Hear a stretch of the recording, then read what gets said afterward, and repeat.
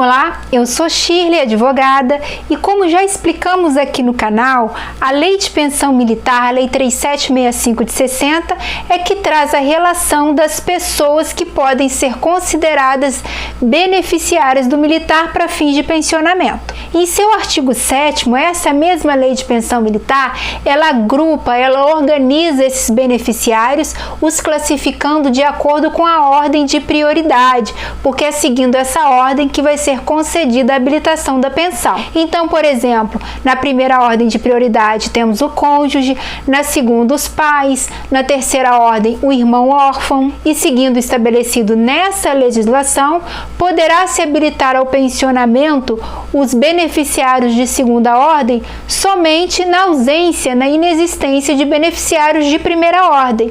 E da mesma forma, seguindo o mesmo raciocínio, os beneficiários de terceira ordem de prioridade só podem requerer a sua habilitação à pensão na ausência de beneficiários de segunda e de primeira ordem de prioridade. Ocorre que esse militar, ao falecer, ele pode deixar mais de um beneficiário classificado dentro da mesma ordem de prioridade.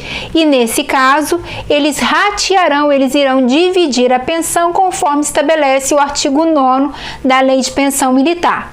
Então, por exemplo, nós temos o caso do beneficiário que optou, após a entrada em vigor da medida provisória 2215-10 de 2001, ele optou por contribuir com 1,5% adicional para o Fundo de Pensão Militar e, por isso, por ocasião do seu falecimento, ele deixa uma pensão vitalícia para sua filha.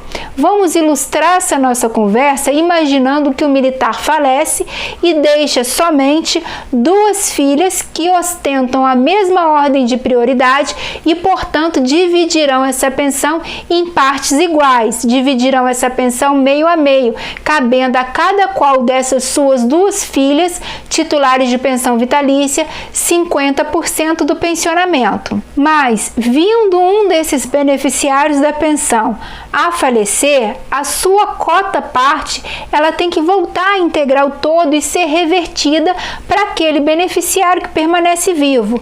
Então, no caso do nosso exemplo, no caso de duas irmãs que dividem em partes iguais o pensionamento vitalício deixado pelo seu pai, que era contribuinte do 1,5%. Falecendo uma dessas duas irmãs, haverá pedido uma reversão de cota da cota parte dessa irmã falecida, que passará a integrar o pensionamento da irmã sobrevivente, que será, portanto, titular de 100% da pensão. Então, se você, pensionista, divide a sua pensão com outro beneficiário e esse beneficiário vem a falecer, fique atento, dê entrada no requerimento de reversão de cota, pois você, pensionista, com o falecimento do outro beneficiário, é quem passa a ostentar o direito de receber, de incorporar a cota parte daquele beneficiário falecido.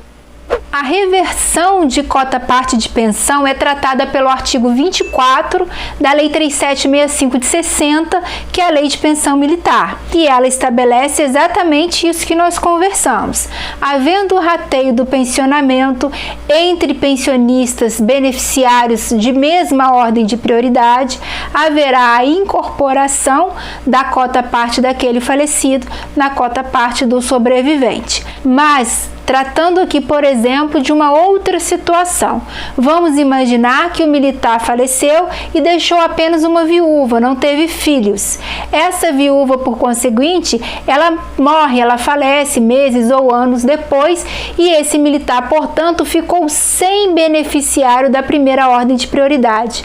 Então, a pensão fica para o Estado? A pensão se perde?